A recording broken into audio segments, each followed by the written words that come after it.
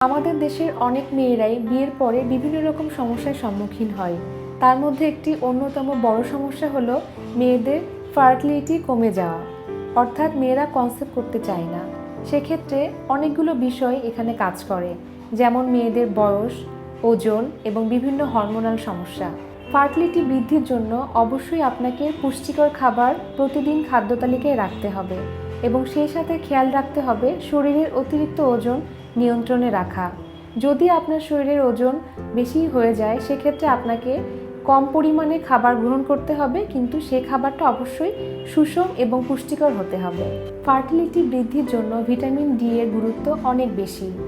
Ovulation বা hormonal ব্যালেন্সের জন্য ভিটামিন ডি এর গুরুত্ব অনেক।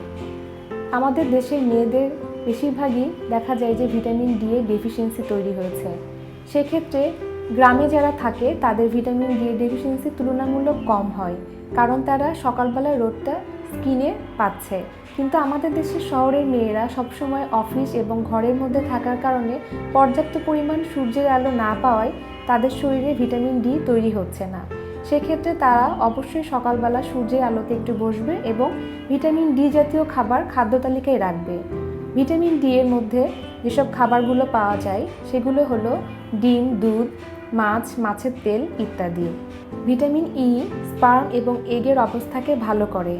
ভিটামিন ই জাতীয় খাবারের মধ্যে রয়েছে অলিভ অয়েল, সানফ্লাওয়ার অয়েল, বাদাম, পেঁপে এবং অন্যান্য গাঢ় সবুজ শাকসবজি। ভিটামিন সি আমাদের হরমোন এবং ফার্টিলিটিকে বৃদ্ধি করে এবং ভিটামিন সি জাতীয় খাবারের মধ্যে রয়েছে টক জাতীয় ফল, ব্রোকলি, টমেটো ইত্যাদি।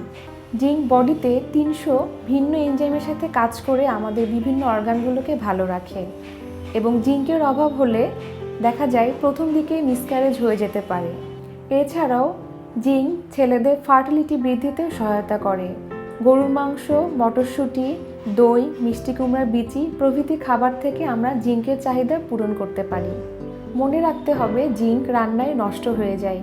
ওমেগা 3 সম্পন্ন খাবার ফার্টিলিটি বৃদ্ধিতে অনেক গুরুত্বপূর্ণ ভূমিকা রাখে। ডিম, ডাল, কিছু সবজি এবং মাছ এবং মাছের তেল থেকেও আমরা ওমেগা 3 চাহিদা পূরণ করতে পারি। যারা এই ফার্টিলিটি সমস্যায় ভুগছেন তাদের জন্য একটি উপদেশ, আপনারা প্রতিদিন খাদ্য তালিকায় সব পুষ্টি উপাদানযুক্ত খাবারগুলোকে যুক্ত করুন এবং প্রতিদিন সূর্যের আলোতে 5 মিনিট করে বসুন।